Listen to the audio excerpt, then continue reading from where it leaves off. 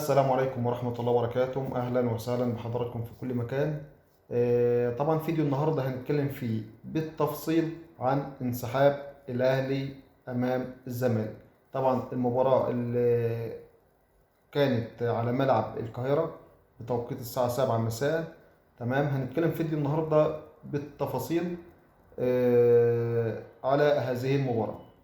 الماتش اللي كان مقرر بين الأهلي والزمالك زي ما قلت لكم في ملعب القاهرة الساعة 7.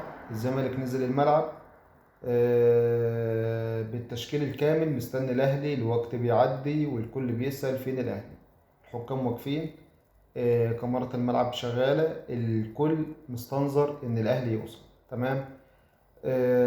ولكن فجأة الحكم بيصفر بانتهاء المباراة ويعلن رسميا بفوز الزمالك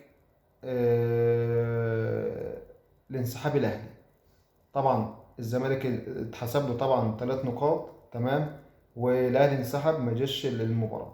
طب هنوصل لحد نقطه ليه الاهلي انسحب. حسب بيان رسمي ان النادي قال ان القرار سببه مشاكل تنظيميه، اعتراض على التحكيم زي ما سمعنا برضو ان كانوا طالبين حكام اجانب من بره، والحفاظ على سلامه اللاعبين.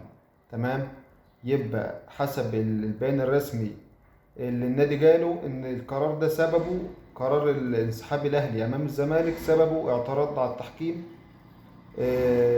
مشاكل تنظيميه، الحفاظ على سلامه اللاعبين. لكن بجد ان الكواليس بتقول ان في ازمه اعمق من كده، يعني احنا طبعا ما نعرفهاش. تمام، ولكن مفيش 24 ساعه بعديها واتحاد الكره طلع البيان الرسمي وقال طبقا لائحه الدوري المصري انسحاب اي فريق يؤدي لعقوبات مشدده. دي بقت العقوبات اللي انفرضت على النادي الاهلي. العقوبات اللي تم الاعلان عنها على النادي الاهلي: رقم 1، اعتبار الزمالك فائز 3-0 رسميا، خصم 3 نقاط من الأهلي في نهاية الموسم. تمام، غرامة مالية كبيرة وصلت لأكثر من 200 ألف جنيه، تحقيقات داخلية لمعرفة تفاصيل الانسحاب بالكامل. طبعا الناس كتير بتسأل هل الأهلي هيستأنف، هل ممكن يتم تخفيف العقوبة ولا ده قرار نهائي. النظام طبعا لازم يتطبق واللوائح فوق الكل. هنيجي بقى عند جمهور الاهلي بيقول ايه. جمهور الاهلي بيقول ليه اللائحه بتطبق علينا بس، وفي نفس الوقت جمهور الزمالك فرحان بس مش حاسس بالنصر الكامل. فاحنا مش عارفين هل القرار ده ممكن يولع الدوري المصري اكتر، ولا يعني كده خلاص، ولا ايه اللي هنعرفه بكره وبعده. طبعا هنكون متابعين مع حضراتكم اول باول. هل الاهلي برضه في الدوري المصري هيرجع اقوى من الاول، ولا الزمالك يستغل الفرصة ويفرق اكتر في الترتيب. هنيجي عند جمهور الزمالك طبعا بيرد على جمهور الاهلي، بيقول مفيش كبير على القانون، مفيش كبير على القانون. وجمهور الاهلي بيقول احنا بنحافظ على كرامة النادي.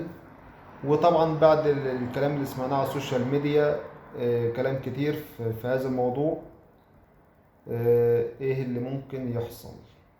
هل الاهلي هيتظلم اكتر؟ هل الزمالك هيكمل الدوري وهو مرتاح؟ وايه تأثير ده على باقي الفرق الكبيرة؟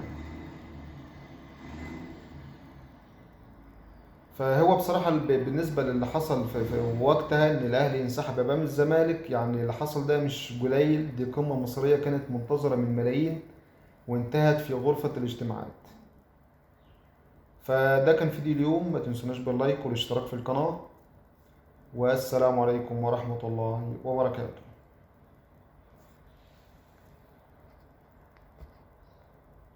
اقفل يا عم الحاج، هقفل.